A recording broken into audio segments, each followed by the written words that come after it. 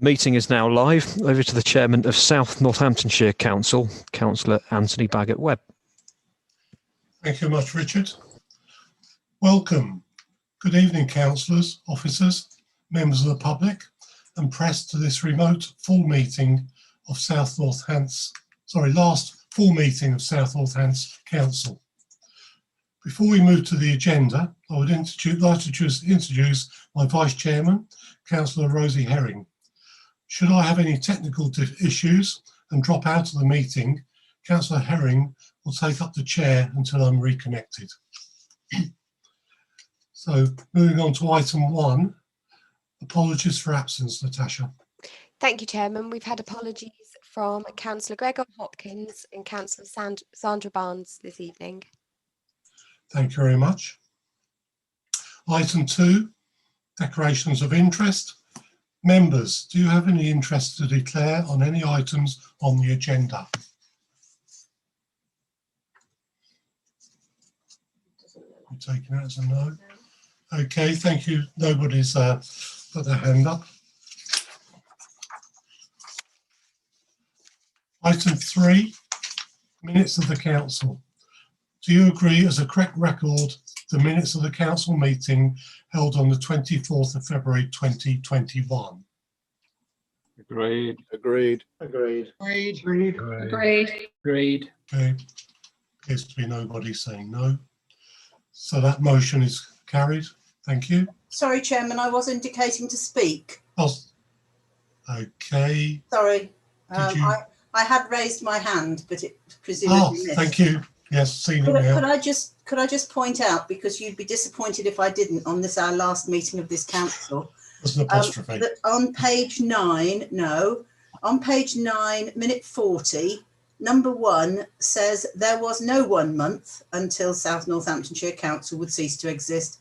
And I think that should be there was now 1 month. I think a W's been left off. Thank you very much, Councillor Billing, for pointing that out. Thank you, Chairman. Can we make that amendment? Absolutely. Okay, with that amendment, which is being done as we speak, we'll take those as a true record. Thank you very much. Moving on into item 4, Chairman's announcements. Housekeeping. Members are requested to ensure they follow the protocol for remote meetings. Please mute your microphone if not speaking. Turn your camera off if you need to move away from your screen.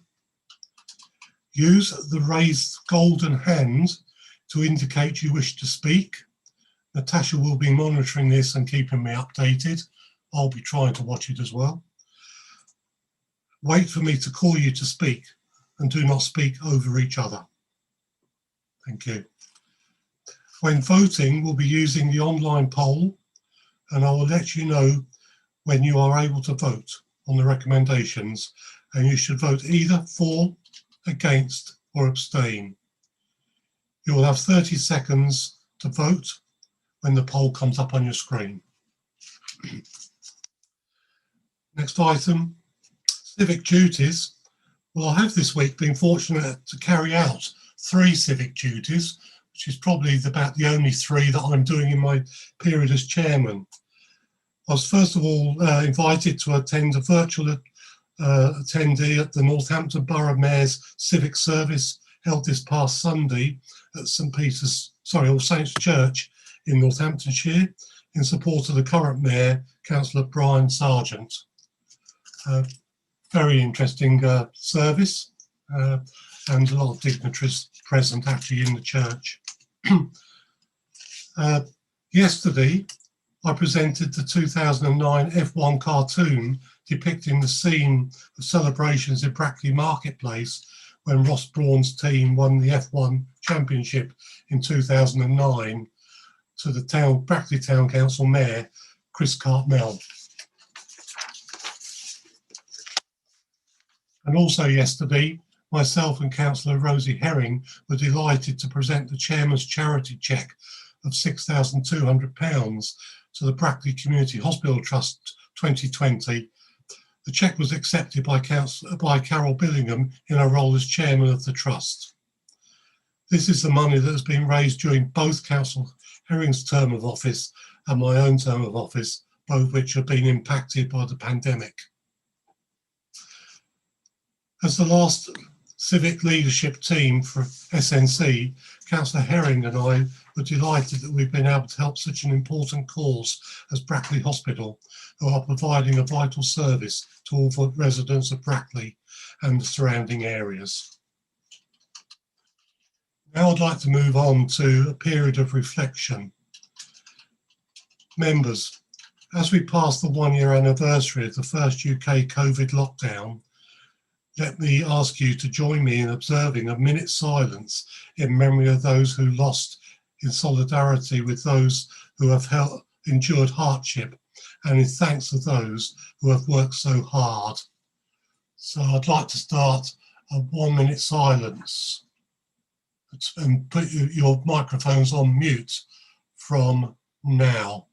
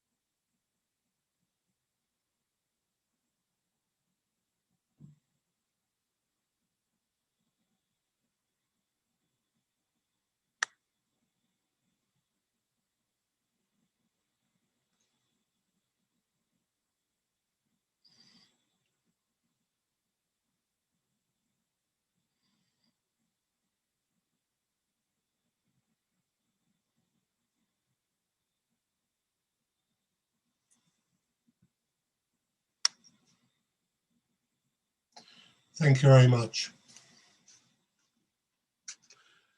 Moving on to item 5, public participation. There have been no petitions or questions from the public. Item 6, written questions. There have been no written questions from members submitted. Item 7, motions. No motions have been submitted.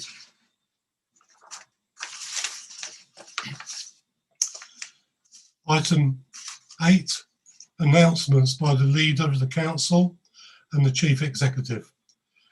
Councillor McCord, do you have any announcements? Thank you, Chairman.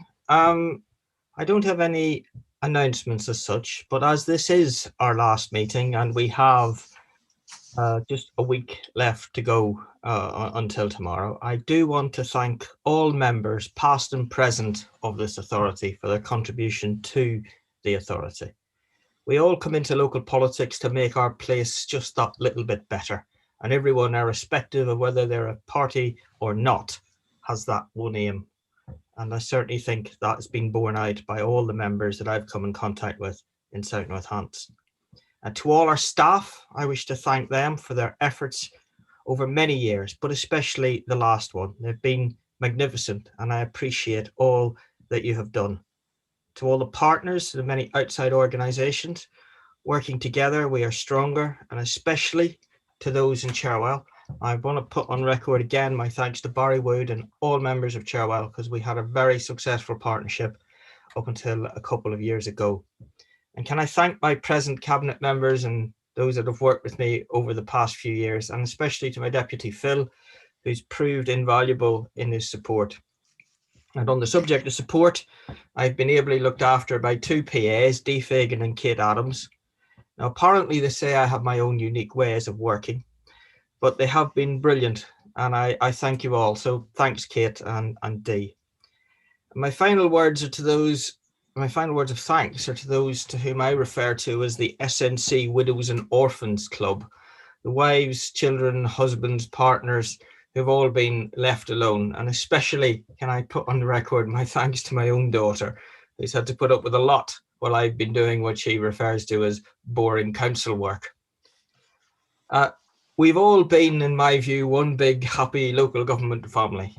And like all families, we've had our good times, our bad times, our bust-ups, our arguments, our happy times, our sad times. We've partied together, we've shared food together, and we've drank together. But in general, we've got along, and in general, we've actually managed to achieve quite a bit for South Northants over the time. You get what you put in, they say in life, and I've certainly got a lot more out of my membership of this council than I've put in. I wish you all every success for the future and every good fortune. Thank you, Chairman. Thank you very much, Councillor McCord. Chief Executive, do you have any announcements to make? Thank you, Chair. I have no announcements at this point. I will say a few words a bit later on in the agenda.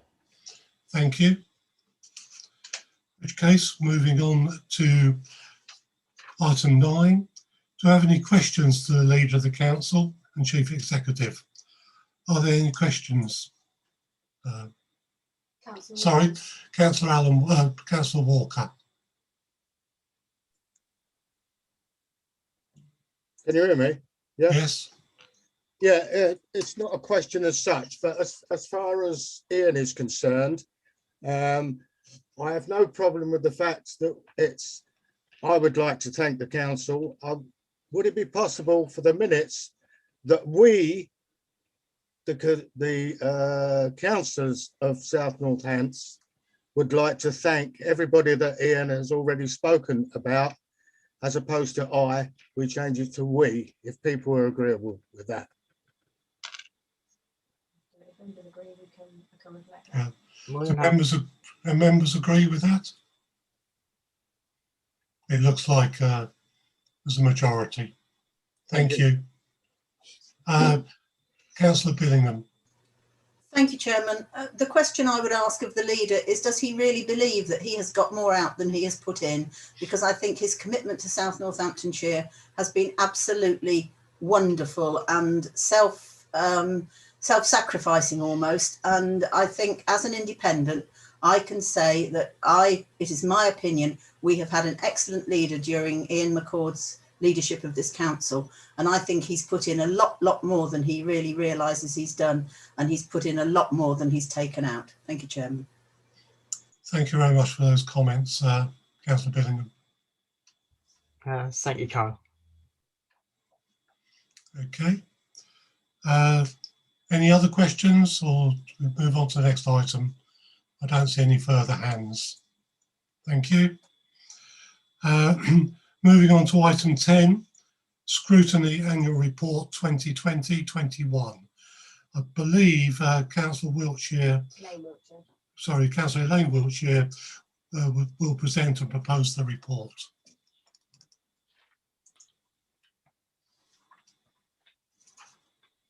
Thank you, Chairman. Yes, this is Scrutiny Annual Report 2020 to 21. The report represents the Scrutiny's Committee annual report for this year. You will see from the report that from pages 13 to 32 that we have done an awful lot of work, some of it on behalf of various other parts of the charity, parts of the council. And we have several recommendations that need to go forward to the West Northants Council. So you will find those recommendations on page 23. I would like to thank all the members of the council who have worked very hard with all these tasks that we've done, like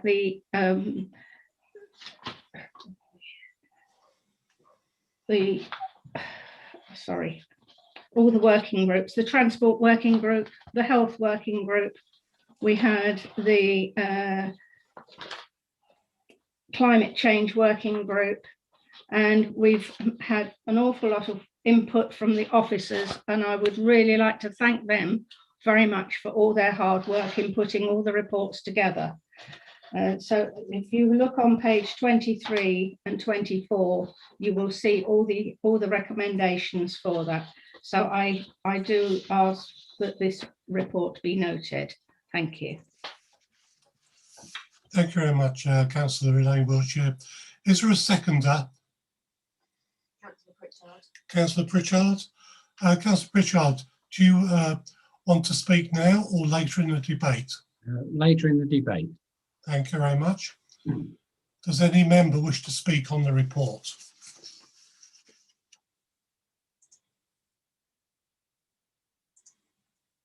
Councillor Harries. Oh, sorry. Councillor Harries, I didn't say the golden hand, I do now. Would you like to speak, please? Thank you, Chairman. I'd really just like to draw attention and emphasise the importance, particularly of the Section 106 health issues. This was a major concern as we couldn't engage, or we found it difficult to engage with certainly the primary healthcare folk, and there was a huge amount of money relating to primary healthcare across the district, and I suspect across the county and across the country, that wasn't being claimed.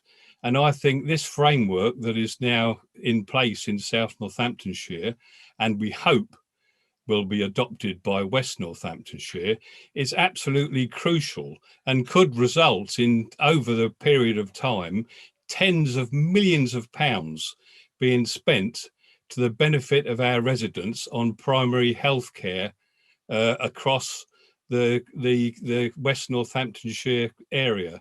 And I think it would be no bad thing if we went beyond that, or West Northamptonshire went beyond that, and push this proposal forward on a regional and a national scale, perhaps with the LGA. I do think there's millions, possibly hundreds of millions of pounds across the country that could be used for, particularly for primary healthcare, relating to development and housing development across the country. And I do think it's important that local councils, planning authorities and health authorities across the country latch on to this scheme and this framework that we at South Northants Council have put forward and created. Thank you. Thank you very much, Councillor Harris. I've got two hands raised. I'll move now to Councillor Martin Johns. Councillor Johns. Yeah, thank you very much, Chairman. Again, this is on the point raised about Section 106 contributions. It's slightly different to what Councillor Harris' point. It's more currently we've got a bit of a problem in South Northants with our monitoring of Section 106, and I know officers have given me various reasons for the difficulties, but I think going forward to the new council, it's imperative that we sort this out and make sure that monies that have gone into a pot for various communities across our current district, I can only speak for Towcester, and it is used for the purpose intended. As I say, I agree with Councillor Harris in the sense that monies needs to be used, but we haven't been doing that across the board, really, not just health. And I think the difficulty in respect of health is it isn't health's reluctance to take us up on Section 106 money. It's having projects with other money backing up schemes so that they can use that money. That's certainly been the case in Towcester, where money has and is being used because the project's moving forward. But projects in health can only move forward if it's got funding from other sources. Thank you, Chairman. Thank you very much, Councillor Johns. There's one more hand. Councillor Richard Dallin. Thank you, Chairman. It's a general point. We have valiantly tried through the last few years to get different organisations send representatives to come before our scrutiny committee. We have succeeded on occasion. At times it's been a great effort, and to get the health authority to come before us took a lot of effort. So all I'm saying, going forward to the new authority, I hope that the future scrutiny committees will be stringent in trying to coordinate better with other organisations, the health authority, the transport people. Let's just simplify things. Let's just get things out into the open a bit more. It's not trying to argue with organisations, just to find out what the devil's going on at times. So I wish the future scrutiny committees well. We've tried our best. I think we've achieved quite a lot. but we've not achieved all we could. So that is my message to those going forward for the future. Thank you very much, Councillor Dallum. Councillor McCord, I see your hands up. Would you like to speak? Thank you, Chairman. Well, scrutiny and is an essential check and balance in part of our good constitutional arrangements and good governance arrangements. So I just wish to place on the record my thanks to all of those that have taken part in all of the scrutiny activities. You have an annual report that sets out what you've done. I'm grateful to Sandra and all of the scrutiny members for it is important that they do shine a light on where we need to improve. It is important that they do make sensible recommendations as to how we can improve. And I'm more than happy to bring those forward into West Northampton. I'm sure there will be other learnings from other places as well, and that together we can take the best from everywhere and try and have our new authority being an exemplar authority, and once again putting Northamptonshire as a beacon authority, and somewhere where you will see good practice in everything that we do, good governance, good scrutiny, and good delivery for services. So that's all I want to say. I'll leave individual points and individual items to the members of the panel, but I certainly just want him all to feel that scrutiny isn't some sort of idle backwater that you just put people because we can't find something better for them to do. It is an essential part of good governance, and I thank you all for your contribution. Thank you much, Councillor McCord. There's no further hands up, so I'm going to switch back to Councillor Pritchard, the seconder. Do you wish to speak now, Councillor Pritchard? Yes, thank you. It's as per our leader was saying, scrutiny is one of the most important functions that the council carries out. It represents our residents and ensuring that the council spends in the most appropriate and cost-effective way. I hope we have achieved this, and thanks to the chair and the deputy chair and the way that they have conducted and worked to achieve that. I therefore second the report. Thank you very much. There's no other hands, so I'm going to come back then to Councillor Elaine Wiltshire as a proposer. Would you like to sum up? No, I don't think there's anything further for me to say, except that please note the Scrutiny Committee annual report and to refer the report to the West Northamptonshire Council and recommend that they refers of the Scrutiny Committee as set out in the annual report be adopted. Thank you. Thank you, Councillor Elaine Wiltshire. Thank you. The members will now vote using the online poll. You will have 30 seconds to vote for, against, or abstain. Should appear on your screen shortly.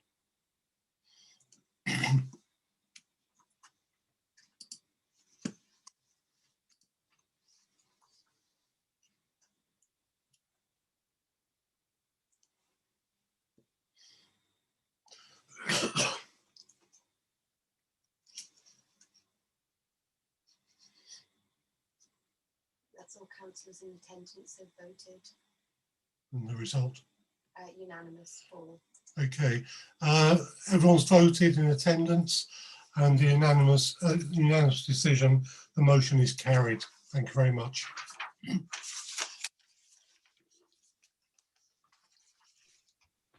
Moving on to item 11, the Council Strategic Projects, pages 33 to 42. Councillor McCord, please will you present and propose the report?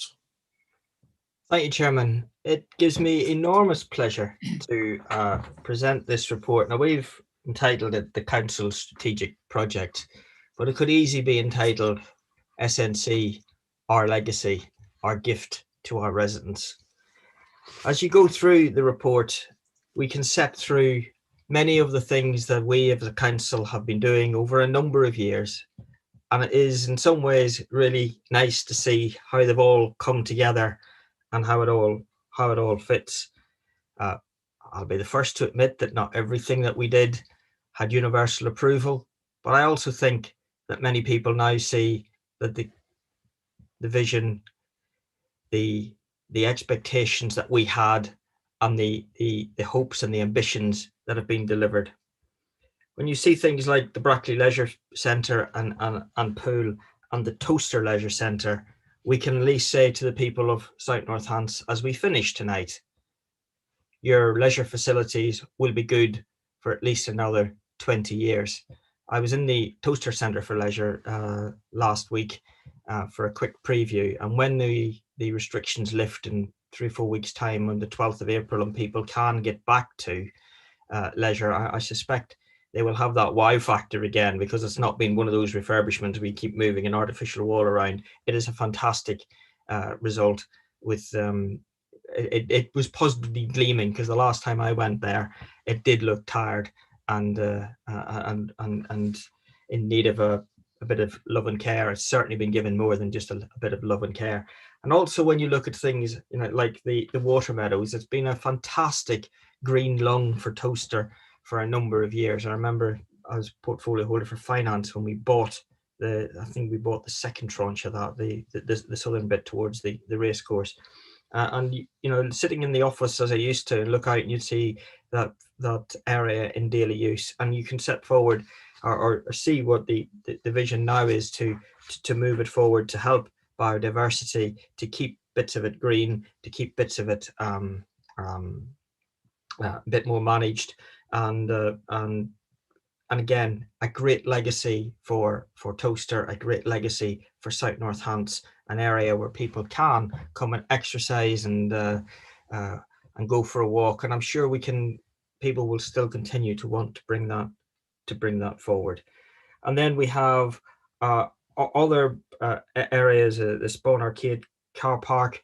I do remember one of the very earliest conversations I had when I first became leader in 2015 was with the managing director of the co-op site, when they presented an idea that they wanted council support to develop it into a care home. And his question was, and what do you think of that? And well, I told him what I thought of it, and he never spoke to me again. I was very clear that we needed to reserve that car park, and we put a bid in on it. Nothing happened for years, and I'm so pleased then that eventually we have managed to preserve that car park for Toaster. I firmly believe that would have been a real blow to the town. So, you know, we have done that. The toilets again, when we needed to make savings, we needed to do both Toaster and Brackley toilets, and I'm pleased again that as part of our going away, we can bring these things back into use. And then we have some of the other strategic ideas, the Farthinghoe bypass, where we have been quite instrumental in trying to get the design work done, get things happening on that. And one of the things that has been, you know, the county has not been terribly good at is leveraging in money when it becomes available, and partly that's because the pre-work wasn't done. So to get the design, the works in place that we were happy to pay for, I think you can do. And I'm hoping that one of the very early things that'll be coming to West Northants should be the public consultation. We're going to be starting Parda, otherwise we could have probably brought it around about now, but it won't be possible to do it until we get the election out of the way. So I'm sure members will want to highlight particular items and particular other things that they want to do. But I think, you know, as a council, we should be able to look back on these schemes that have been out for many years and say, we made promises to our residents and we've delivered on those promises that we made. And I commend the report to council, and I hope that we can see these assets being used to their fullest extent over the next years. And many of us can look back with great pride and say, I was part of the team that delivered on those things. Thank you, Chair.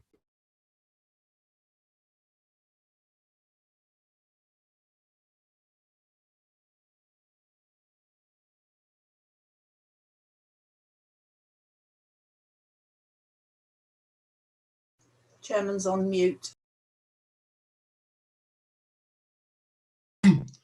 Sorry, do I have a seconder for this proposal?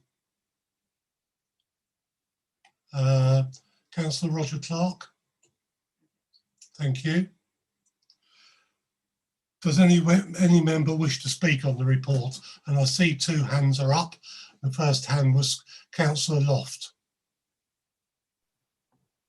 Thank you, Chair. And I do recognise and support some of the comments by the leader, but I do have to say that it came across rather as a party political broadcast, and I'm somewhat disappointed that he missed out a key feature.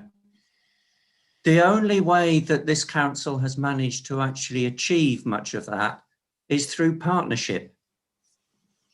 Leader, you haven't done this all on your own. Yes, you may have facilitated, but if it wasn't for other organisations willing to assist the council, these things would not have been achieved. In particular, you've had an awful lot of money from central government. You've had a lot of money from developers. You've had to work closely with both town councils.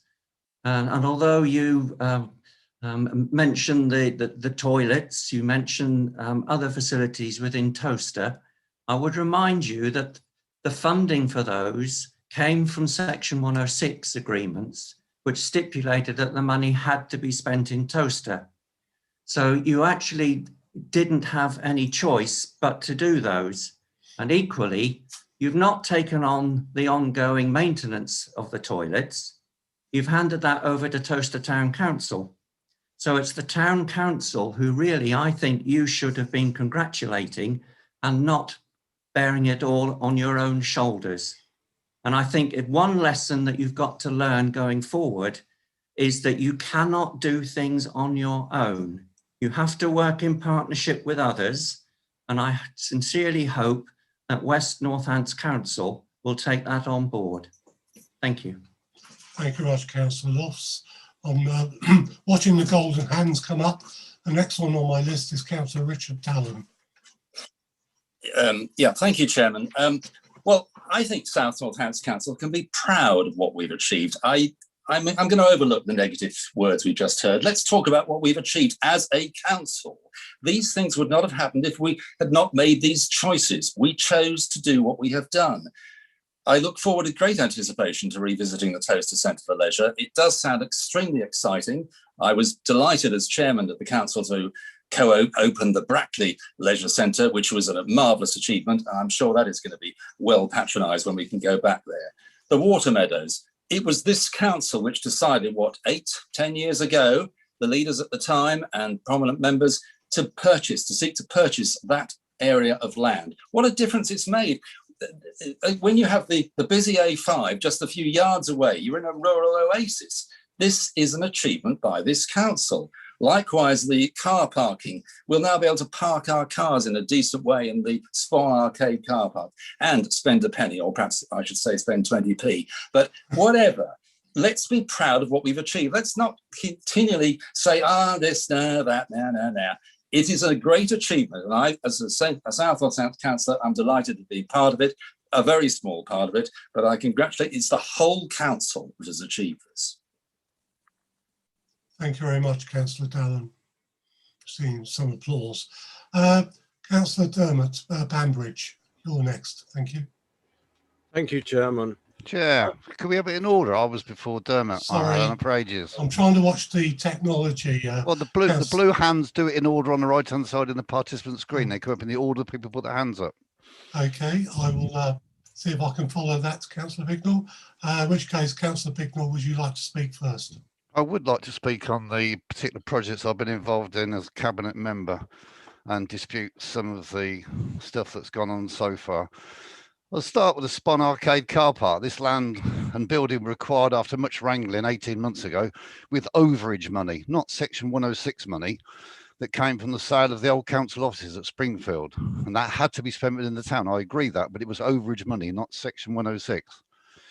This acquisition presented many possibilities, plus securing a valuable free car park in the town centre for visitors, and supporting our many local businesses who depend on footfall for their survival. Many suggestions for the old building were debated, but in the end, the fact that nobody had expressed a commercial interest in the building, the decision was taken to demolish it and further enhance the car park. This will be completed with approximately 150 spaces, landscaping, street furniture, which with CCTV and enhanced lighting will create a safe and pleasant environment for shoppers. The discovery of bats in the old buildings put demolition on hold, but it's expected the building will be down by late summer and the whole project completed by the end of the year. And yet another example how this council is leaving a lasting legacy to the town with no added cost to the residents. While I'm talking about that, I'll move on to the toilets. These toilets, which stand in the car park of the former co-op site, were closed some 10 years ago and are owned by this council. With their demise, along with the ones close by in Moat Lane, Towcester had been without any toilets and no prospects of getting any. When the former co-op site was acquired, the plan was to demolish the old toilets alongside of the other building and the land forming part of the new car park layout. I felt, and this is me, not that it was a missed opportunity to demolish the old opportunity, and the town this size should have conveniences. So I argued against the case, and it was agreed to revisit the decision and retain them. The new design means that the town will have state-of-the-art modern conveniences, still owned by the council and leased and maintained by the town council, for which we appreciate their input. I'm proud to say this administration has delivered yet another project to the benefit of the town and their residents. I'll continue, if you don't mind, Chairman, to the other two, which is Towcester Town Hall. Thank you. Because Towcester Town Council have leased the town hall for many years from SNC. It seems right and proper to pass this asset onto the town council so they can maximise the benefit of this fine building without the constrictions of us as landlords. We had a property valuation of the building and the figure was around £6,500. So the town council accepted the valuation and have purchased the building from us. Owning the building would allow them to source funding in a similar way that Brackley did when they renovated their town hall. And I hope this town hall will at some time in the future be as equally and as impressive and an appropriate legacy for the council. And finally, I'll pick up on the piggeries, which is the last, and perhaps people know the least about. For those who don't know, the piggeries is a small parcel of land in our ownership in South Brackley. This piece of land can be considered as a potential site for development if given permission, or forms a ransom strip enabling Lagan Homes, who own the adjacent piece of land, to enable their particular development.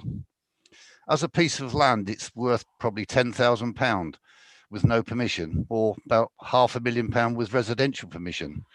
Lagan Homes have offered us the £500,000 or £100,000 with an overage agreement when they actually develop it. Since the land currently has no permission on it, and we as a council have no immediate need for £10,000, it has been decided to let this land pass into WNC and not sell it. It is therefore for WNC to maximise the revenue potential by selling or perhaps developing themselves at some time in the future, thereby maximising the future potential for the new authority. Thank you, Chair. That's my comments on the 4 of the major projects. Thank you very much, Councillor Pignall. I'll just make a comment on the way the hands are jumping up on my screen.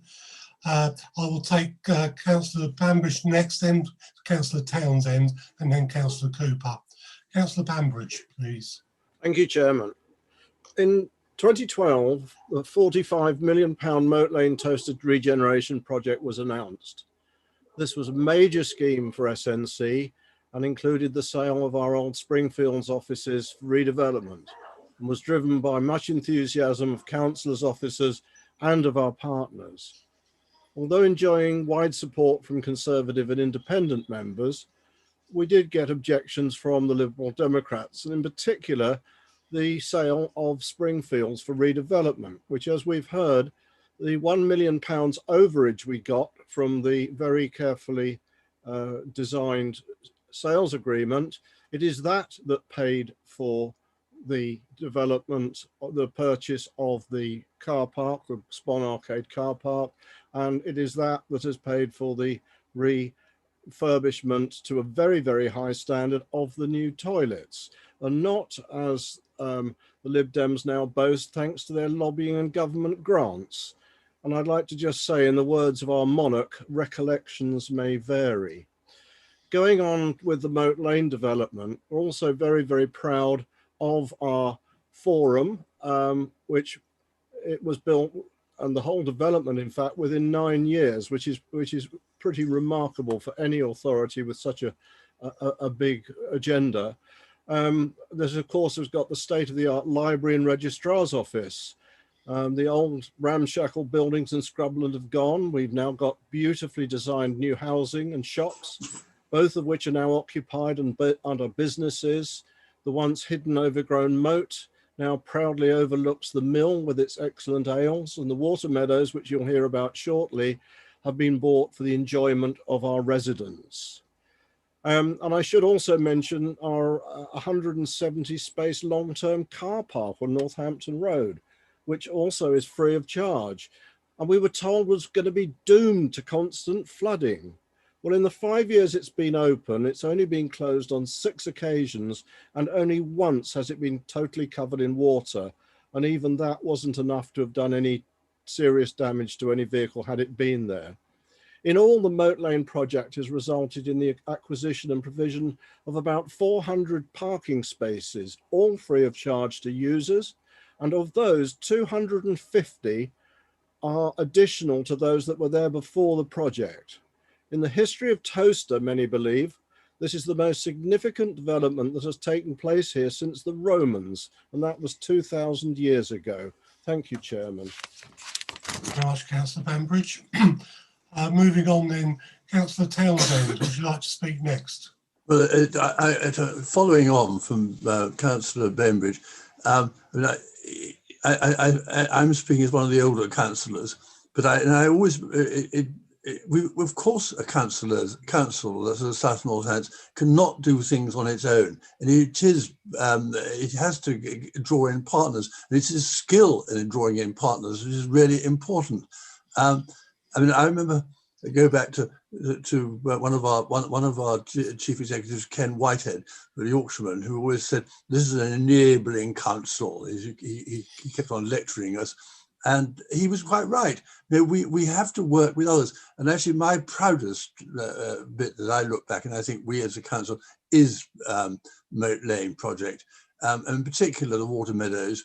But we would never have done that without West Northants Development Corporation, much derided by some people. But actually, I mean, they put in huge amounts of money, but it was our enthusiasm, our skills in enabling this to happen. And I think we ought to be proud of it. And I think Mr. Lofts ought to be proud of it as well. And actually, we didn't get a huge amount of help from Mr. Lofts or the Liberals, I regret to say. And as a council, we worked together. But on this occasion, no. They did not support us. They did not support us all the way. They criticised us, but you know, we stood our ground. And I think what we've delivered is absolutely wonderful, and we should be proud of it. And we're quite right to boast about it. Thank you very much, Councillor Townsend. Next on my list then is Councillor Cooper. Thank you, Chairman. Good evening, everybody. I'd like to talk about 3 projects that are in the report which come under my portfolio.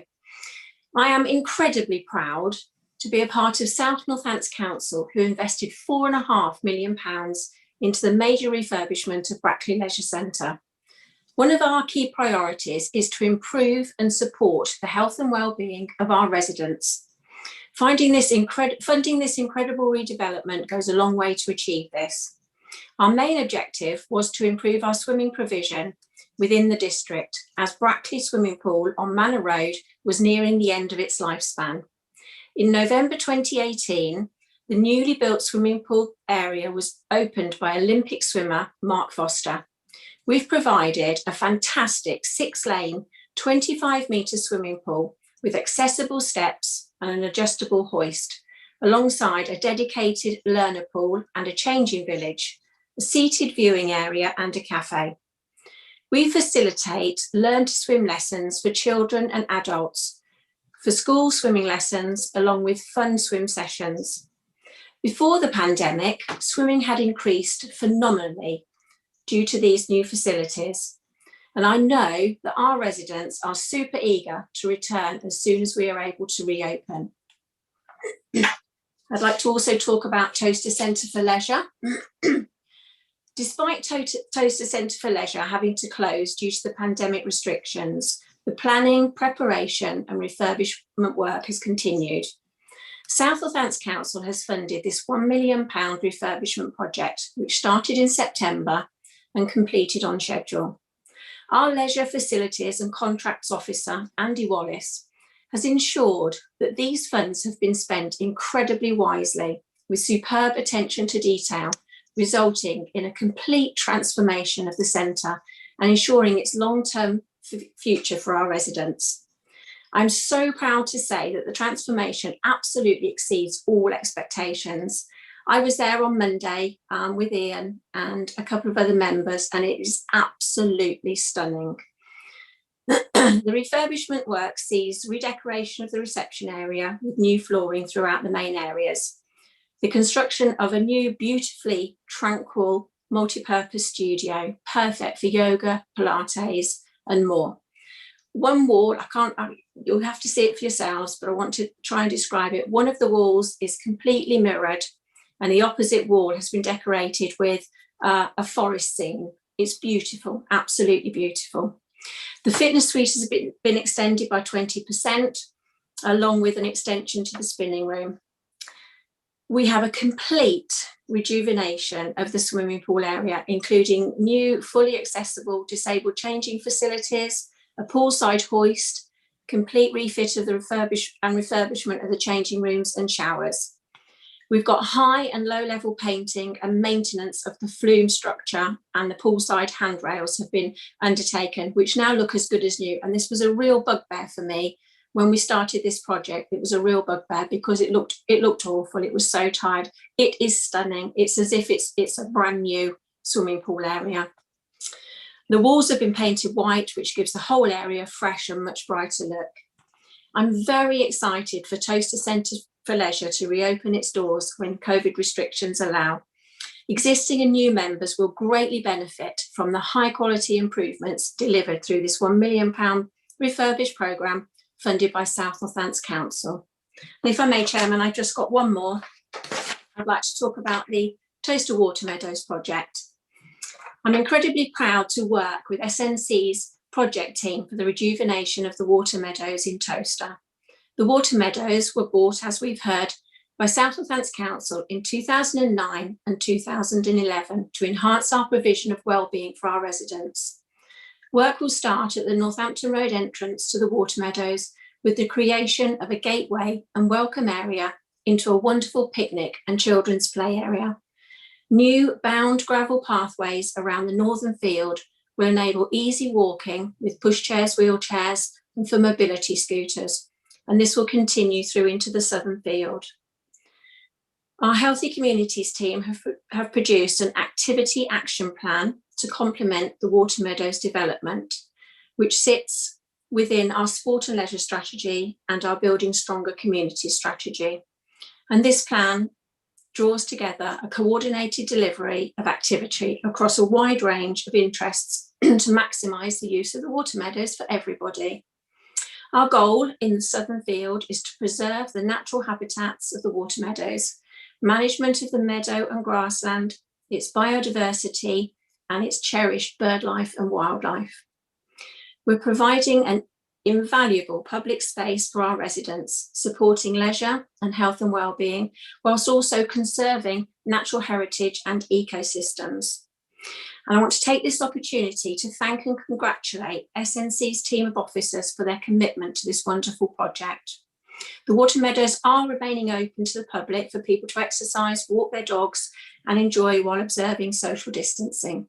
Thank you, Chairman. Thank you very much, Councillor Cooper, for your detailed report. Councillor Roger Clark, you're next on my list. Would you like to speak? Chairman, thank you very much indeed. I would just like to applaud the enthusiasm of our leader. It was not a boastful delivery. It was full of pride for what this council has achieved. Certainly it has received funds, but those funds had to be directed sensibly. And that's what this council has done. In addition, just while I have the opportunity, I'd like to talk about the Toaster Relief Road. Now in place, now well underway, been delayed, of course, with the COVID issue, but it is underway. And there are certain issues on 2 of the roundabouts, on the A5 and the A43, but they will be resolved. The road will benefit Towcester Town Centre. There's absolutely no question about that. Signage is going to play an important part, leading heavy vehicles around the town centre and onto the relief road, but that will happen. And the model has suggested that as many as 70% of those heavy vehicles will in fact take the rerouting. Speed limitation through the town centre is another issue which we are addressing. And a 20 mile an hour and a weight limit through the town centre will reduce further the heavy goods coming through the town centre, which will help with the retail business in due course when the town centre becomes a little freer of through traffic. Air quality associated with that, of course, will be another benefit. We have some negative vibes from people in Towcester about the relief road, whether it will happen, whether the roads will be, whether the vehicles will be guided onto the new road. Yes, they will, and yes, it will have an effect. And let's have a little more positivity about it. It's far better to have a road than not have a road. Now, the issue of whether it should have been dual carriage road or not is another issue altogether. It will double the cost from 35 million to 70 odd million, which was an horrendous increase in costs which couldn't have been borne by the plan in hand. Now, it's unlikely that the Secretary of State will de-trunk Watling Street because the relief road is not built to trunk road standards. It is built to A road standards, the same as the floor bypass, as it's called, and indeed the proposed Sandy Lane Road. So it is to full A class road. And on that basis, Chairman, I think we should applaud the progress that's being made, and it will be delivered ahead of schedule, which is the 1,016th house being built by Persimmon. And they are on, as we've heard already this evening, well over 500 houses occupied now. But I just think this council should be pleased, as with all the other projects, of what it has done for the community in the area. Thank you, Chairman. Thank you, Councillor Clark, for your comments. On my list, the next person is Councillor Martin Johns. Councillor Johns. Yes, thank you, Chairman. I wasn't going to mention anything about the road, but as Councillor Clark has done so, I'll just make a few points on that. I certainly agree with Councillor Bainbridge that recollection may vary, but there is such a thing as facts. And yes, we all would like the new road to take HGVs out of Towcester Town Centre, but the facts are, as conveyed to us by the agency responsible for managing our trunk roads, Highways England, their belief that few HGVs will use it. And I have to say, for those members present who are hoping to be elected to West Northants Council, I would imagine you're hoping that they don't, because maintaining that road with hundreds of heavy goods vehicles using it every day, you'll be in the same position as Northamptonshire County Council has been in being unable to maintain the highway. So yes, I mean we would like to think it will act as a relief road, but the facts don't seem to bear that out, and all the modelling that Highways England have produced show very few vehicles will use the road because it's a much longer route and has multiple roundabouts. But we shall see. But I mean, if Councillor Clark wants to and others support the Liberal Democrats in pressing for measures that will get HGVs out of Towcester Town Centre, I would certainly welcome that. Overall, I do welcome all the points in this report, Chairman. Not just for Towcester, but for Brackley and other parts of our district. I think they're all very welcome. I mean, some of the plans outlined are are long-term plans that have just happened to come to fruition now. I do think it is a shame that after years of campaigning, it's only in the dying moments of this council, literally within days, that facilities like the toilets are announced. It was this council that closed them 10 years ago, much to the disapproval of local people. And there are other facilities similarly. The town hall in Towcester has been managed by the town council for nearly 40 years, I think, and has been very keen and has expressed its wish for quite a few years, certainly since West Northants Council was mooted, or a unitary authority. And yet again, the council has dragged its feet literally to virtually the last day to hand the town over. And even then, of course, the town has to pay towards the costs of that. And the final point I'd just like to make, and this is just really for accuracy, in terms of the Moat Lane Regeneration Programme, the report under 3.4 states that the regeneration programme began in 2009. Well, it actually began around about 10 years before that, when the joint administration was controlling the council, because there was a substantial grant from government which enabled the council to purchase Bury Mount. So that really was the start of the regeneration programme. The other elements came in much later. Thank you, Chairman. Thank you very much, Councillor Johns. I've still got 2 golden hands up. Councillor Walker, I'll take you next, followed by Councillor Breeze. Councillor Walker.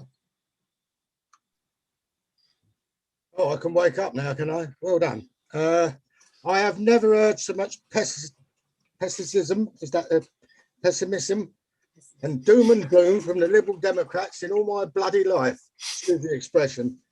I know this is the last council, and I'm glad that I'm following Councillor Johns and Councillor Lofts, so that I can, if I could give them a boot up the backside, I certainly would. This council has done an awful lot for this area, one way and another. I'm not going to go into any detail. I could equally turn around and say I'm fed up with hearing about Towcester and Brackley. My biggest regret as a councillor for Deanshanger and the people that are outside of Towcester and Brackley is that we probably haven't done more than we should have done for the total rural area outside of our 2 market towns. And I don't misquote me on that. It's either a market town or they ain't market towns. And a feel for the rural area, the way we're talking tonight, is just not there as far as I'm concerned. We are a rural area. Most of us moved in, I certainly moved into this area to become a ruralite, if that's the right way to say it. Unfortunately, I can't speak the same lingo as our colleagues, but at the end of the day, this is a brilliant area.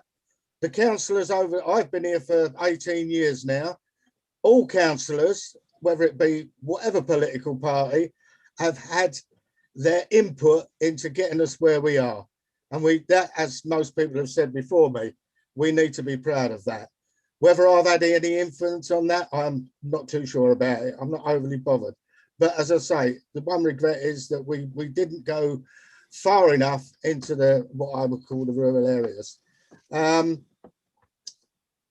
As far as partnerships and the rest of it goes, of course we have to have partnerships. Of course we have to get money from somewhere. Of course we have to work with other people.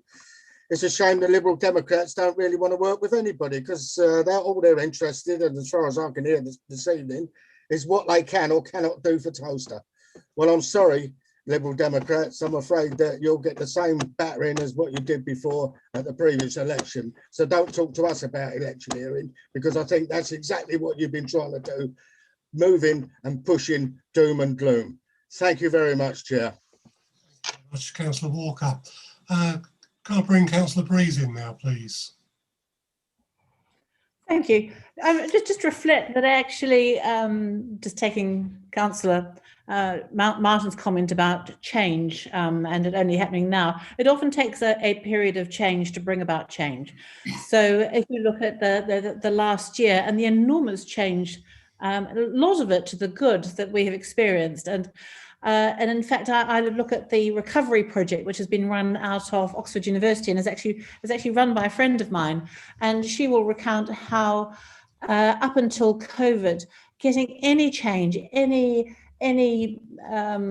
test trials of medicines, new or existing, took months.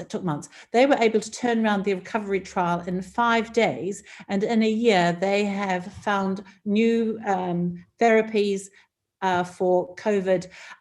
They have got things through the MRHA, which was completely unimaginable before. And I can't actually see our society going back to and tolerating that sort of slowness and lack of deft footwork that we've now experienced. And hopefully that's a positive outcome of this period of great change. And as a council, SNC, we have had 2 years with this great change that's about to come upon us, where we've become a unitary.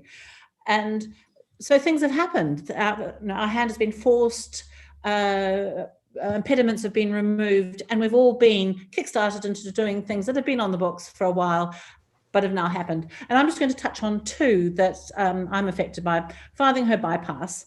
Ian touched on this, but for those of you who don't come down to this neck of the woods very often, it's quite extraordinary that on the A422, a major east-west road, there is one point where anything other than two small cars simply cannot get past each other. There have been innumerable accidents and property damage. It's been long been an aspiration of, I think, the entire population down this neck of the woods that Farthinghoe should be bypassed. And as a result of this council providing £250,000 in December 2019, we've got the first plan up and running, and that has released £1 million, which is now in the West budget. So that's fantastic partnership working. That £1 million will work up a oven-ready scheme, which will be ready to go forward to grant funding, such as the Levelling Up Fund. I think that's a fantastic outcome for our council.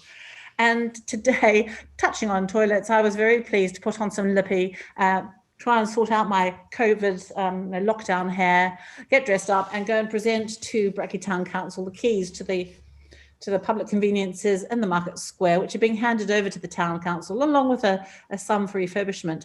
And that's the sort of thing that I think Town Councils should be running. I think it's fantastic that they're taking over public conveniences. It may be a bit of a joke, really, public conveniences, but they're really, really important to our population and important to how a community and a town centre functions. So those are 2 projects that I'm very, very pleased to have happened and that this period of change has brought to fruition. So thank you, Chair. Thank you very much, Councillor Breeze, and I'm sure the Mayor of Brackley was extremely pleased to take the keys earlier today. Thank you for that. I still have Councillor Breeze, you're taking a hand down, or? Yep. Thank you. Councillor Billingham, please. Thank you, Chairman.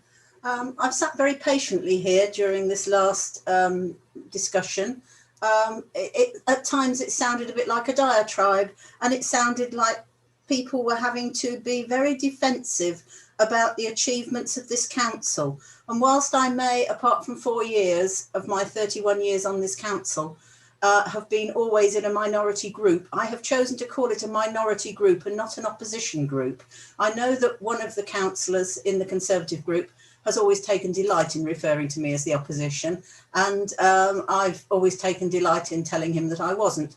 But I consider that we all should be working for our communities, and it's very easy to say that Brackley has 6 councillors, Towcester has 5, that's 11 councillors, that's a quarter of the district, and in terms of population that's probably about right. However, it means that 3/4 of the district is not Towcester or Brackley, and I think that one thing of which we can be extremely proud, and which I think has been a cross-group achievement, is our community funding.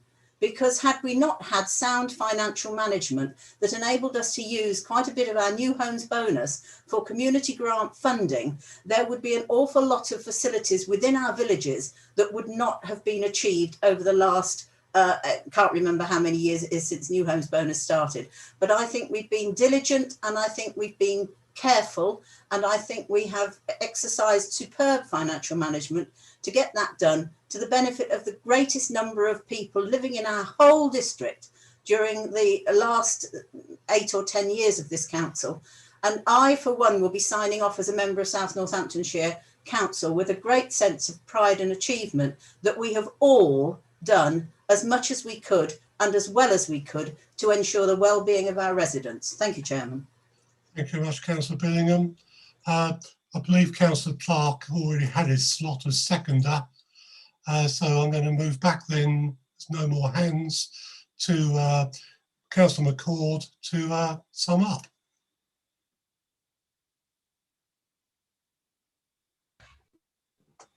Thank you, Chairman. I'm not entirely sure where I need to start on this. Can I thank all councillor colleagues for their contributions? And you do get that contrast between the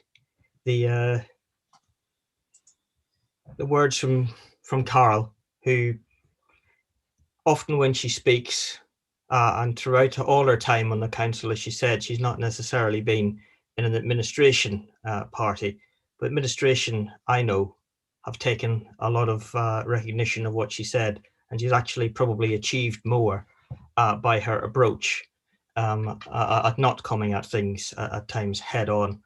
And I've worked alongside the opposition, alongside the administration, with the independent group, always in a constructive and sensible way. I've often heard it say that there is no I in team, but there is a you in obstructive. And I think that's the difference. I have managed to lead teams together, and some of our Liberal Democrat colleagues may not like that, but I have put a team together. But I also recognise whenever people don't wish to be part of a team and don't wish to be part of it, and I'm more than happy to leave them on the sidelines where they're requested to sit. And let's not forget that. But I also think, you know, they should look at their crystal ball and look at the way in which we've had their vision or lack of vision. They said Moat Lane was fail. They were wrong. They said the car parks would fail. They were wrong. And against that, I would say, have a look at all of your dire predictions for the Toaster Relief Road, and we'll see who's right when the road opens. But also remember, Brackley paid a very heavy price for all of the traffic speeding straight past. And if you take every single vehicle out of Toaster, you will damage Toaster. And we need to get that balance right. And that's certainly one of the things that I am trying to do. And as for only doing things on a deadline, well, there's nothing like a deadline to concentrate the mind, and anybody who's done things in any negotiation knows that. So we've always been wanting to do it. And I've always managed to try to bring together a team. And I don't think any of my opening remarks, and certainly my opening remarks at the beginning of this, I acknowledged I didn't do anything on my own. I worked with others, and I thank them for all of their efforts. And all I can say then to our local Liberal Democrat colleagues who have to pour cold water on it because they have little else from their Vicky Pollard type of opposition, yeah, but no, but yeah, but no, but. They claim to have applied pressure. If it's ever been applied, I've certainly never felt it. But being mauled by the Liberal Democrats, Chairman, is a little bit like being mauled by a teddy bear. So I will just set that all aside and say this is a wonderful report. These are great achievements from this council, not from any individual councillor within this council, but working together as one, pulling in one direction. We have managed to achieve a lot, and that is the report, and I commend it to council. Thank you. Thank you very much, Councillor McCord. I'd therefore like to move on now to the vote. Thank you very much, members. We'll now use the online poll. Again, you'll have 30 seconds to vote for, against, or abstain. And it should be coming up now. It has. Thank you.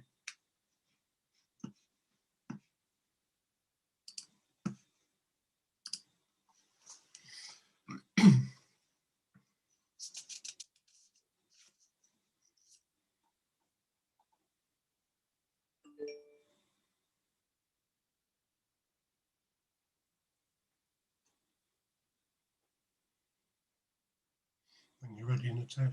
So that's all councillors that have voted. 32 for, 1 against and 1 abstain. Okay, the vote is 32 for, 1 against, 1 abstain. Therefore, the motion is carried. Thank you very much.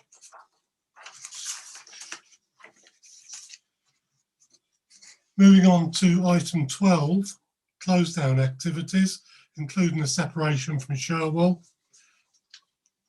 I'm delighted in consideration of this agenda item to welcome a guest speaker, the esteemed author of our official history book, which will be back from the printers inside the next week and go on before it goes on sale.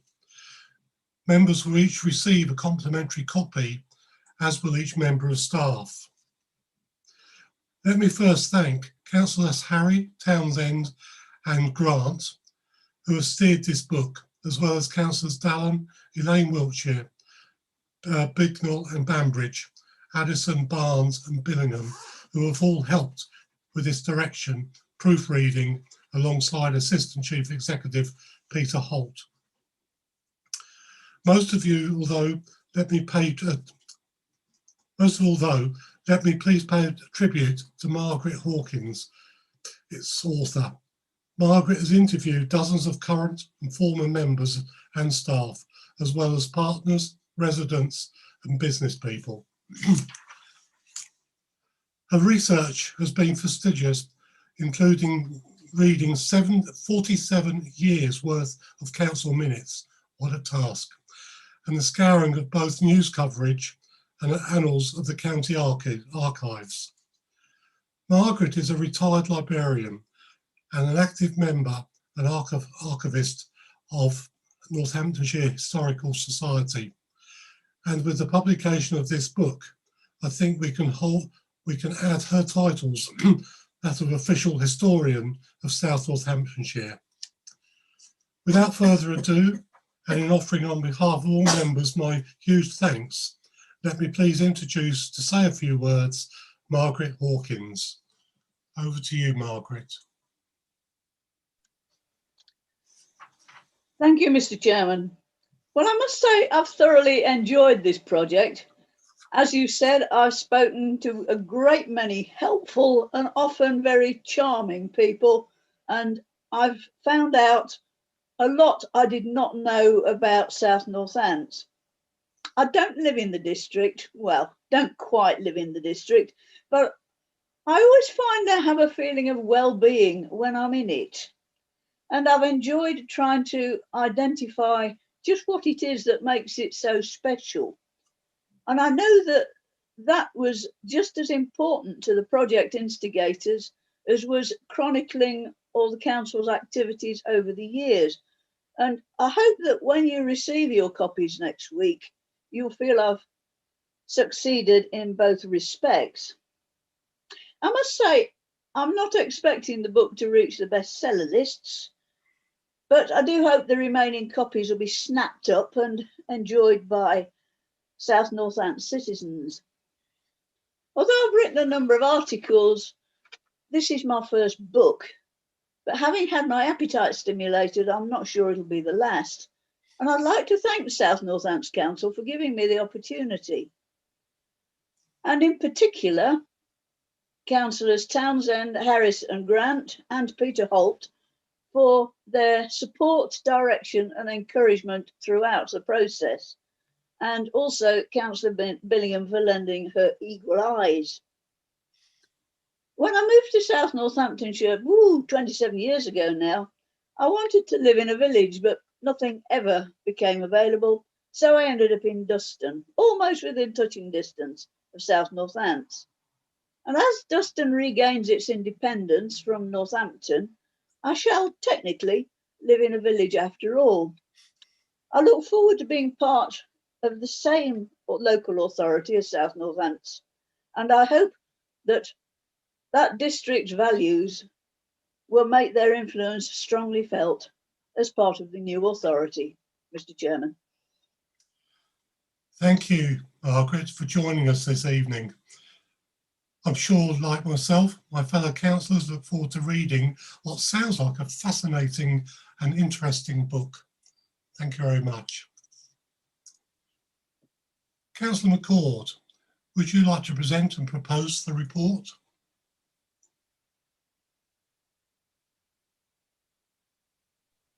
Thank you, Chairman. The report stands as it stands, and I'm more than happy to move the adoption of it. And can I also put on record my thanks to Margaret?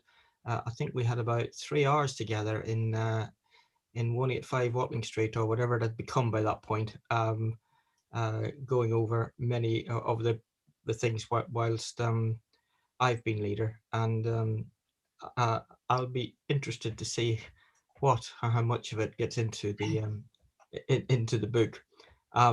If you've managed to read 47 years of council minutes, can I suggest, Chairman, that we nominate her for a birthday honour or a New Year's honour, because that sounds to me like a task over and above what anyone should be asked to do. But thank you, Margaret, for what you've done, and I'm sure we will have a good social history.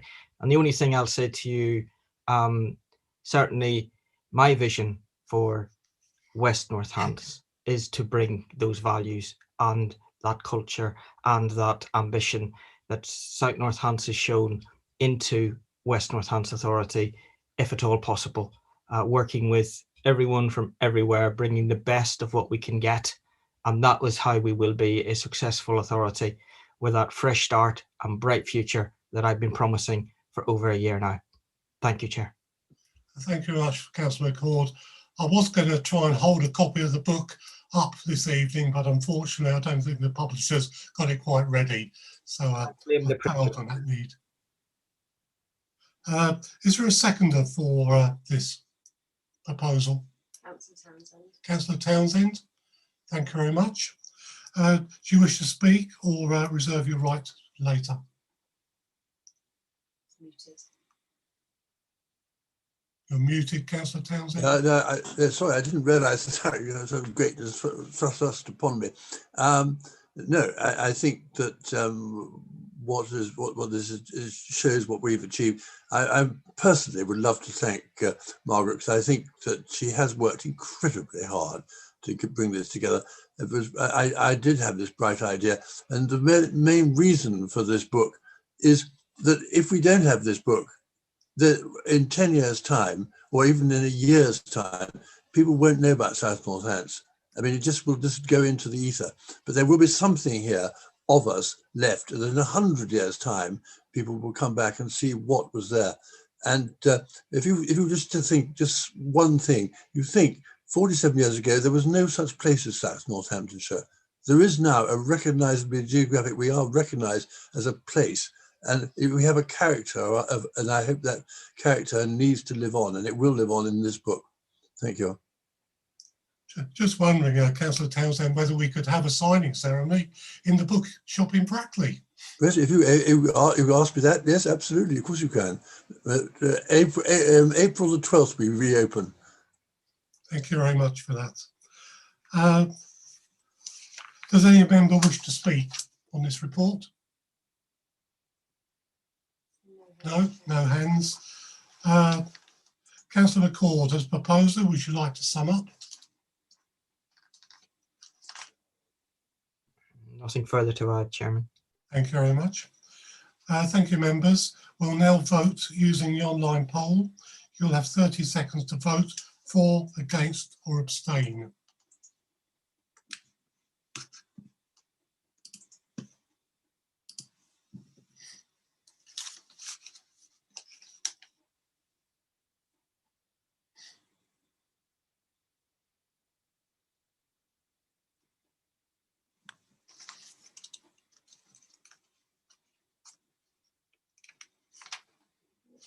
Everyone in the meeting has voted.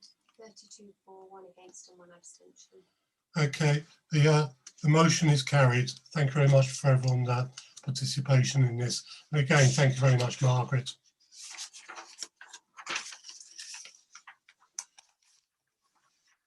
Moving on to item 13, performance overview report. Councillor Breeze, would you like to present and propose the report? Thank you, Chairman. Chairman and members, actually it's with great sadness that I introduced this performance overview report. It's going to be the last ever report to South Northamptonshire Council. but it does set out the outstanding service performance that the council has delivered in the last year so far, highlighting a combination of high-performing services, excellent value for money for local taxpayers, and a fantastic legacy that we leave our community with. A year ago, we set the council's final ambitious corporate plan, as can be seen in Appendix 1 to the report, which set out our key priorities for our external focus of thriving communities and well-being, a clean and green environment, and a district of opportunity and growth for residents and businesses alike. And at the same time, we set an internal focus of a very well-run council, a council that was going to be a great place to work for our employees, and building a brighter future in the form of West Northamptonshire Council. So this mix of priorities ensured that we would deliver excellent services while at the same time being the employer of choice and putting our staff at both the forefront of service excellence. It also prepared them to move into West Northamptonshire Council next week and continues to make the difference to the residents and businesses of South Northants, as well as visitors and those who've come to the district to work.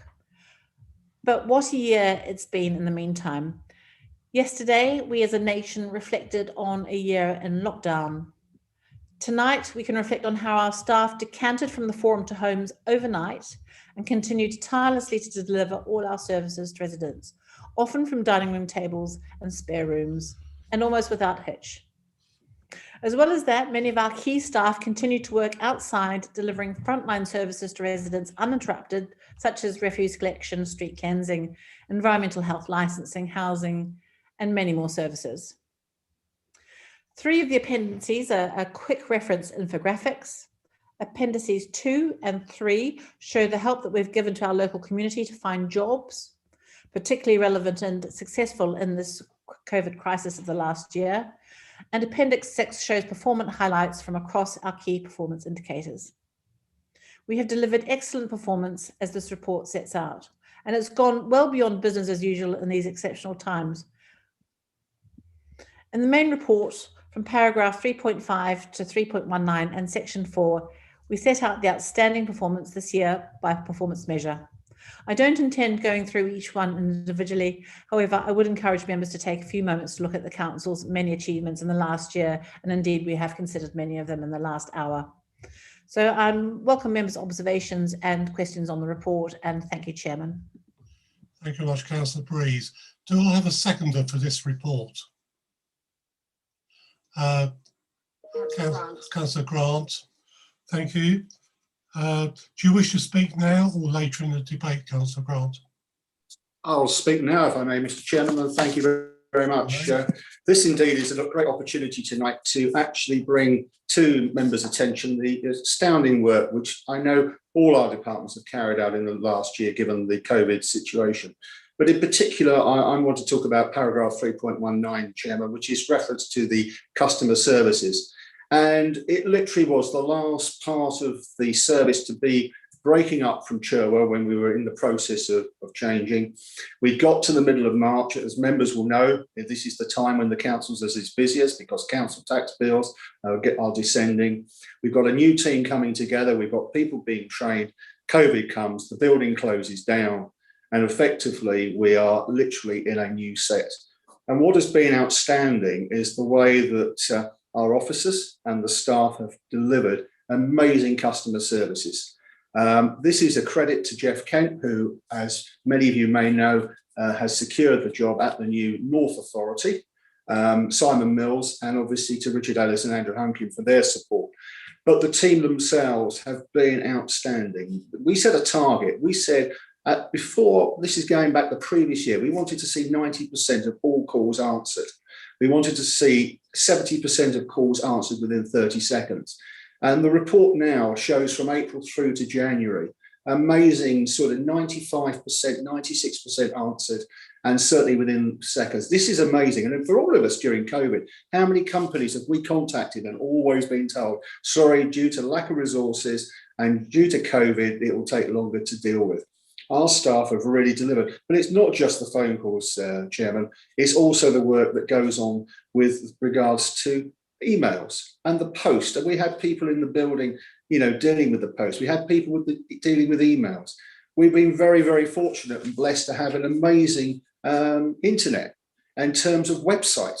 And the website has delivered again. And when you consider the people that needed access, we've been able to provide that through that area.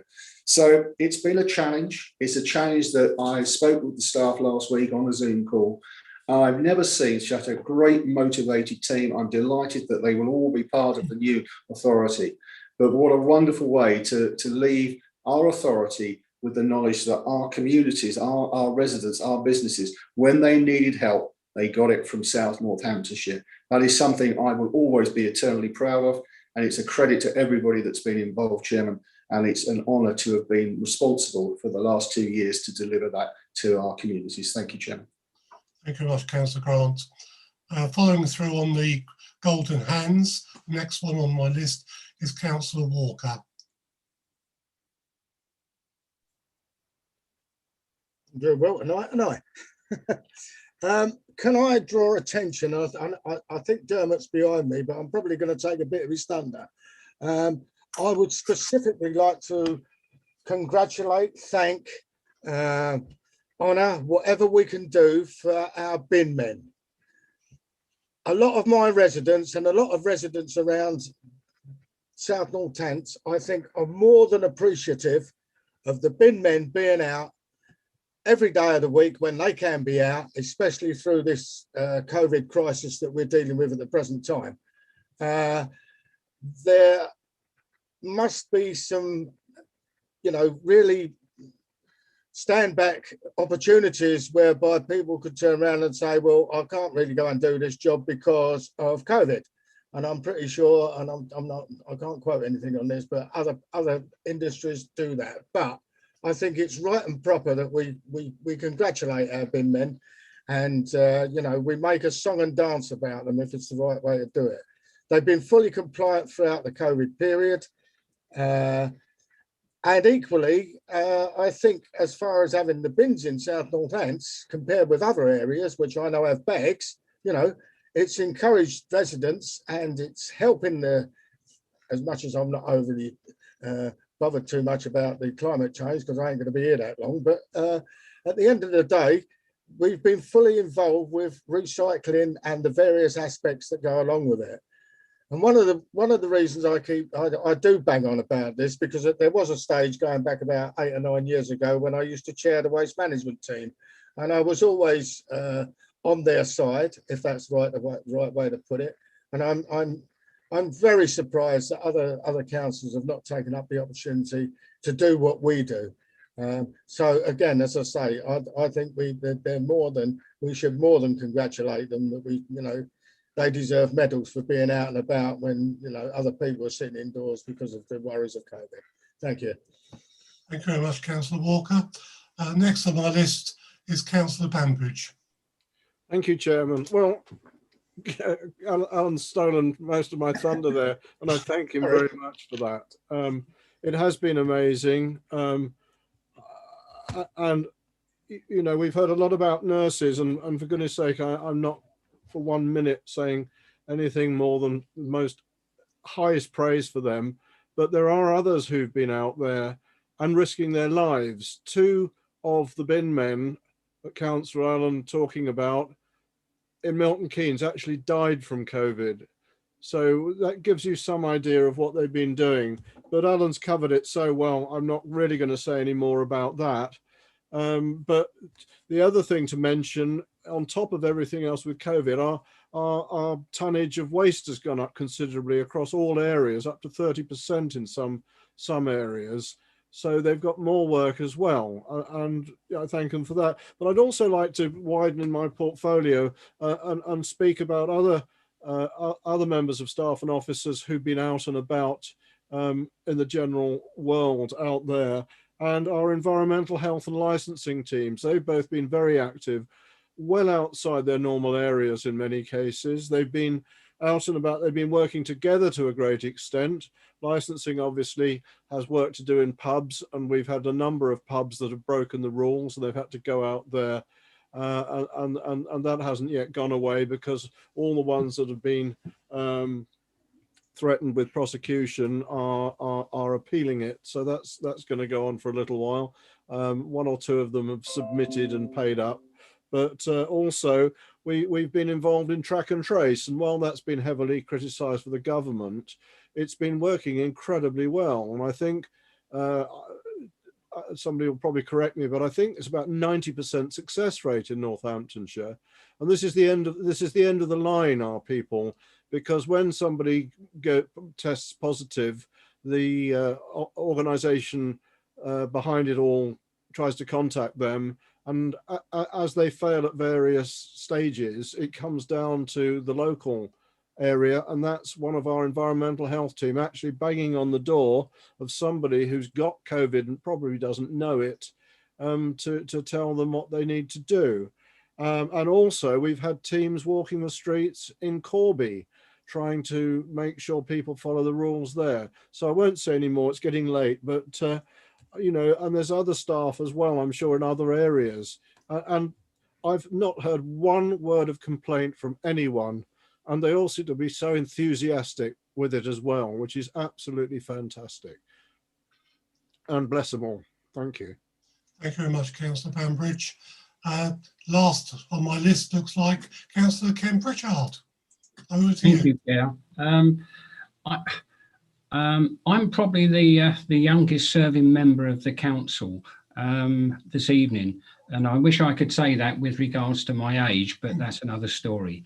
I would say that in my time as a councillor for Old Stratford, I come from a business and commercial background, and I would state that, in my opinion, the council, you know, and the way it's conducted its business is probably the most complementary way and professional way that my colleagues have just described. I would like to congratulate my fellow councillors and officers, and I hope that the new authority that is just as effective and as SNC has been over the years, and particularly as my colleagues have just described. Thank you very much, Councillor Pritchard. Councillor McCord, I see your hand is up. Thank you, Chairman. I think it's important that we thank our professional staff here, because the last 12 months they have continued to deliver fantastic performance, but also alongside the COVID response. And as Andrew has pointed out, our telephony response has got better. As Dermot has pointed out, you know, this time a year ago, everybody took the opportunity to have a massive spring clean and clear out, and there were hundreds of tons of unwanted materials that we needed to get rid of and dispose of for people, particularly complicated by the fact that the household waste recycling centres were also closed at that time. So the only thing left was curbside curbside collections from the local council. So Richard, can I thank you and all of the officer team, to Andrew, Martin, Peter, Belinda, Trevor, Jim, Jeff, Denise and Joe. Please bring back our thanks on behalf of all of us on council for what every member of your team has done. We can take immense pride from this report. It's open, it's honest, it's transparent, and where the areas where we haven't achieved what we set out to achieve, we're not trying to gloss over them. They're in there as well. So please, Richard, I know we're having a staff briefing next Wednesday, I think it is, and I'll certainly mention it again when speaking to the staff with you. But I think I speak on behalf of all councillors from all parties and none when I say, please tell all those teams everywhere we are very, very grateful for everything that you've done on behalf of our residents, businesses and visitors in the past 12 months. Thank you, Richard. Thank you very much, Councillor McCord. Councillor Paul Wiltshire, I see your golden hands now up. Thank you. Thank you, Chairman. Just can I first assure Councillor Pritchard that he is quite an old hand. There are two younger councillors than him, myself and Councillor Allen. I've only been on the council 2 or 3 years. It's been a fascinating experience. I perhaps haven't had anything like the depth of knowledge that councillors like Councillor Billingham and others can bring, but it has been an eye-opening experience, and I shall miss the opportunity of not following it through in other councils. But I can only echo the comments of Councillor McCord. For the short time I've been here, I've been very grateful to all the officers and members of staff on the council and to other councillors. So perhaps I can make this my final speech, my final farewell and final thank you. Thank you. Thank you very much, Councillor Paul Wiltshire. Right, I have no further requests to speak, so I'll move back to Councillor Breeze as a proposer. Would you like to sum up, please, Councillor Breeze? Well, thank you for everybody's contribution. I also would like to add my thanks to the staff, to councillors for their hard work, and to the communities and all our partners who've worked with us to achieve this excellent report, and I commend it to the council. Thank you. Thank you very much, Councillor Breeze. Thank you, members. Members will now vote using the online poll. You'll have 30 seconds to vote for, against, or abstain. Polls up.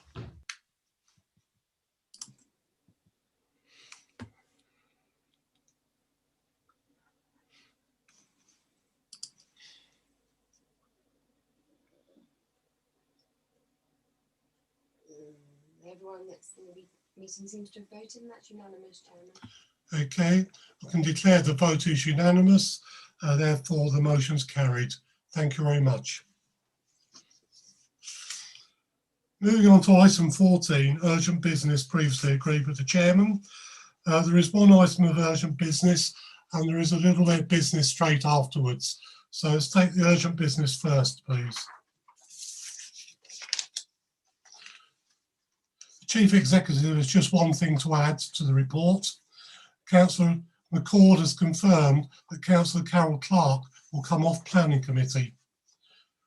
I will therefore propose the recommendation and have a seconder as my Vice Chair, Councillor Herring. Thank you. Seconded. Thank you.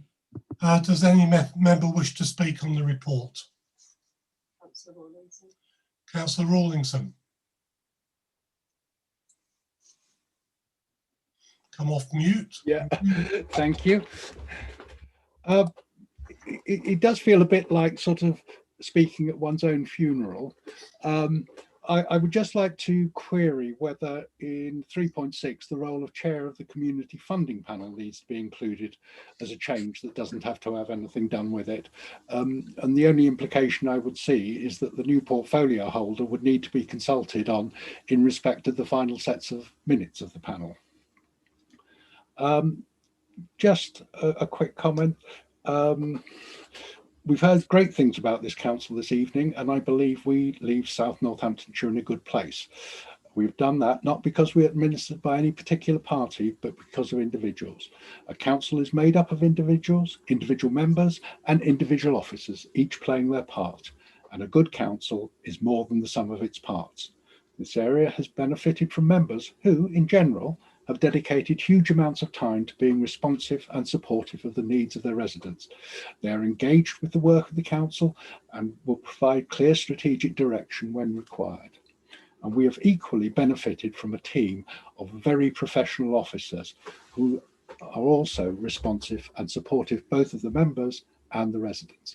And I would like to thank our officers for the great support they have provided me during my tenure as portfolio holder. And I would finally like to thank members who have sent me very kind messages following my resignation and not, as some people put it, retirement. Thank you very much, Chairman. Thank you, Councillor Rawlinson. Councillor McCord, I see you've requested to speak. Thank you, Chairman. To answer Peter's point, the terms of reference of the panel, the community funding panel, does say that the chair of that panel shall be the portfolio holder for finance resources.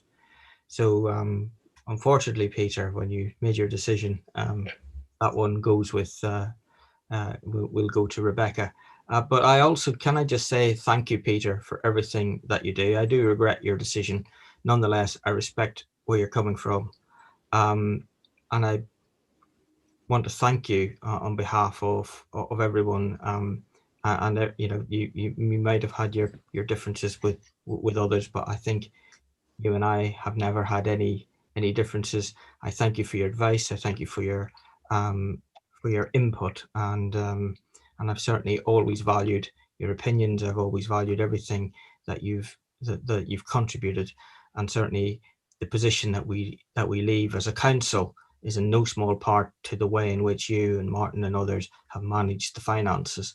And I'm sure everybody holds no sour grapes towards you. Well, maybe just the one. You did lose. Get over it. Thank you, Ian. Thank you, Chairman. Thank you very much, Councillor McCord. As proposed, I have nothing further to add, so I'll now go to the vote using the online poll. Again, you'll have 30 seconds to vote for, against, or abstain.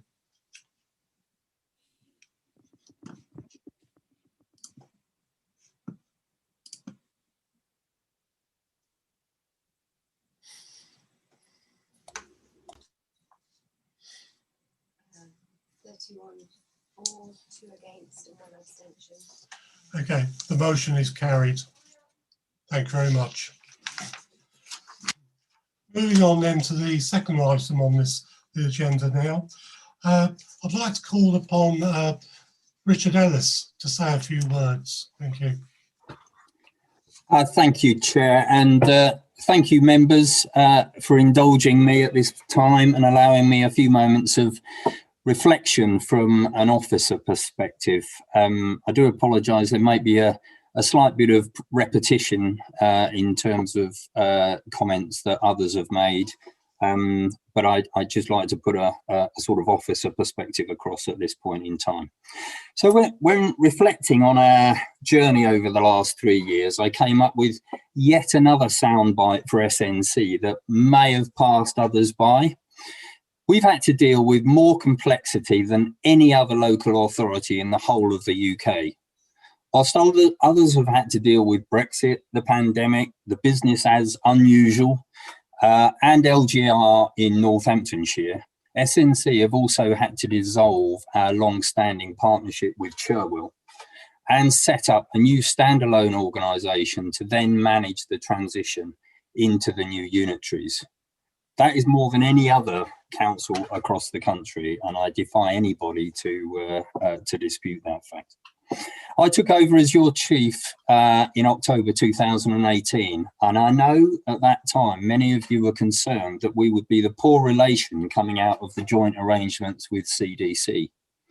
Hopefully those fears were very soon allayed with the recruitment of an excellent senior management team, the culture we established and the levels of performance that were at least maintained and in many cases improved over the coming months.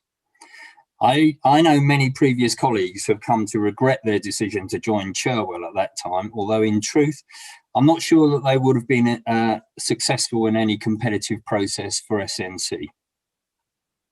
At that time, vesting day was just 18 months away, being April 2020.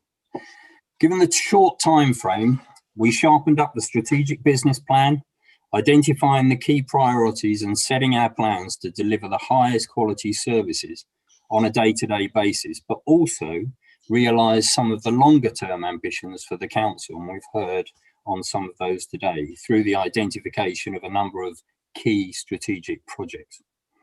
On top of this, we made a commitment that we would ensure that everyone associated with SNC would be supported and developed to put them in the best possible shape going into the new unitary arrangements. And then along came COVID-19. Saying a few words now feels like a bit of an end of term report, really. So let me reflect briefly on progress we've made against those various elements I've outlined above, much of which you've already heard in previous reports. Our separation from Cherwell was not of our making. but it was our job to face the huge challenge of unpicking the many years of coming together, all whilst maintaining operational efficiency and service standards. I think the report tonight demonstrates that far from seeing service standards dip, we've overseen a significant service improvement, especially in the likes of customer service, and you've heard from Councillor Grant as a great example. So, mission accomplished on that front. In contributing to the development of the new West North Hants Council, we have been hugely influential and arguably punched above our weight. But this was not by accident. We decided 2 years ago that we would undertake an exercise to think carefully about what it is that makes our area and our council things of which we are rightly proud, and then to make sure that over those 2 years we pushed consistently with a clear focus to ensure that these areas were not just our proud legacy, but also our contribution to the areas and the new council's future success. Whether that was our systematic approach to quality standards in planning, which upholds the unique characteristics of the area, or our outstanding record of financial management, the legacy of South North Hants will be imprinted over the future years. We've also taken a proactive approach to closing down and handing over the authority smoothly, again, the subject of a previous report this evening. Another mission accomplished. Despite so many other distractions, we have maintained our laser-like focus on service performance, or business as unusual, I know as the leader has often coined. Again, the earlier report summarising our overall performance, I believe, paints a very positive picture, both in terms of the progress against our strategic priorities and the levels of service we've provided, ultimately positively impacting the lives of local residents and businesses. I hope again you'll conclude that that mission has been accomplished as well. The coronavirus has been a challenge, the scale of which none of us could have anticipated, but one which I believe we have risen to admirably.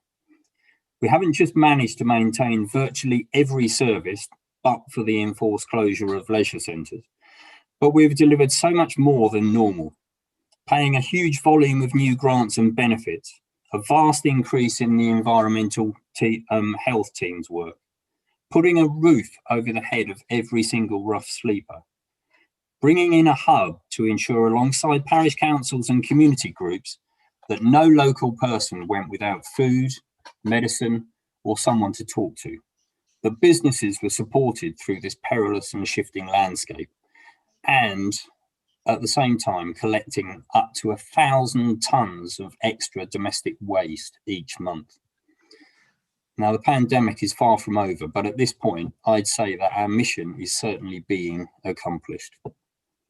In terms of supporting and developing our staff, as we end as an authority, all but fixed-term staff, like myself, Andrew Hunkin, Peter Holt and Trevor Pugh, and some of our EAs and PAs, and just a handful of others, all the rest will transfer to the new council. Our senior staff in permanent roles were at risk though, and it is a tribute to our authority that every single one has secured a top job in one of the new unitaries, namely Martin Henry, Jane Carr, Jim Newton, Joe Barrett, Belinda Green, and Jeff Kent. Again, mission accomplished. Our staff in general have been absolutely phenomenal in dealing with all the challenges that have been thrown at them. We've maintained a consistent and genuine focus on their well-being, which I believe has been rewarded with a fantastic effort, commitment, and flexibility from all concerned. We made a virtually seamless transition to working from home, and our IT team again deserve huge plaudits in that respect. But we should recognise that this has been really tough for many of those staff, with varying personal circumstances and challenges that this pandemic has now compounded. Despite all this, though, I genuinely believe that our staff are collectively in the best shape of any of our Northamptonshire neighbours, and I have high hopes for their futures in the new organisations. Now, being your chief executive has been an absolute privilege, as well as a huge challenge. not just because of the change agenda unmatched by any other council in the country, but because living up to your bold ambitions and high standards isn't anyone's idea of a quiet life. I firmly believe, though, that our success has been down to a shared understanding and respect between members and officers, working very much in partnership to deliver for the benefit of our residents and businesses in South Northants. I'd like to thank the leader, especially the cabinet, the chairman, the leaders of the Liberal Democrat and independent groups, the chairs of scrutiny, audit, planning and financial and budget strategy committees, and all our members generally. I'd also just like to pay tribute to my fantastic senior management team, without whom I would just have been a conductor without an orchestra. I've worked all around the country and across the public and private sectors, and I can say without hesitation that the quality, dedication, resilience, professionalism, and just sheer hard work of our people is second to none. Thank you. Thank you very much, Richard. I see Councillor Lofts has his hand up. Do you wish Councillor Lofts to respond to what Richard has said? Yes, please, Chairman, if I may. You may. Thank you. I'd just like to agree with the Chief Executive, and I do think that he and his officer team have outperformed over recent years. And the Liberal Democrats do pass on our sincere thanks to him. But what I would add is that it is a real shame that this council and all local government in Northamptonshire have been abolished entirely due to the Conservative mismanagement. Thank you, Chair. Thank you very much, Councillor Lofts. Right, going slightly off piece now, I'm going to call upon Stephen Clark, who wishes to say a few words. Thank you. Thank you very much, Chairman, for giving me the opportunity to say a few words at the final full council to present a personal message of thanks to all staff. It's been an honour and a privilege to serve SNC since 1999. During the past 22 years, I've worked with a tremendous number of excellent officers who have always acted in the best interests of the people we represent. We've attracted some of the best finance, planning, economic development, regeneration, housing and environmental services officers in the country to this beautiful district. I don't feel that I can single out any particular officer, but I would like to highlight the work of the entire team who've worked tirelessly over the years to ensure that we were able to achieve more with less, without whom we would not have been in such a strong position. So thank you to the SNC team for your outstanding performance, and especially to those officers who have supported me with my casework and council responsibilities over the years, especially during COVID-19. Thank you, Chairman. Thank you very much, Councillor Clark. Does anyone else wish to speak? Because there is an opportunity. No hands. Okay. In bringing this item to a close, I would like to add the following. I've been honoured and privileged and thoroughly enjoyed being your chairman for the past 7 months, but slightly saddens that I am to be your last chairman. However, we have to accept and embrace change and look forward to the new era in local government for Northamptonshire. Therefore, in my role as last chair of South Northants Council, I would like to take this opportunity to pass on my sincere and heartfelt thanks to all the staff and officers who have made SNC so successful over the past 47 years of its existence. You have delivered to such high standards of service and efficiency to the residents of our district, setting the bar very high to a level that many other councils would have wished to aspire, which has certainly made me feel very proud to be chairman of a successful organisation. As we all migrate from a district to a unitary council, you will take with you many of the skills, considerable experience and memories, and I wish you all continued success as you start a new chapter in your careers. I would also like to thank all members, who appear to have given me a fairly easy ride as the last chairman of SNC, for all your hard work and commitment during the past challenging and unprecedented year. I was very impressed with the way we've all adapted to the use of technology and adopted new sayings such as, "You're on mute," or "Can you hear me?" and many others, some of which I would not want to document. Who would have imagined this way of operating just 12 months ago? Just can't think of it at all. As we start now drawing the curtains on our past existence, we need to look forward to the new dawn and the rising sun that will shine on us from April the 1st. In closing, I would like to take this opportunity to wish everybody and every one of you good health and continued success in whatever direction you decide to take, leading to and beyond May the 6th. Stay safe, and thank you very much.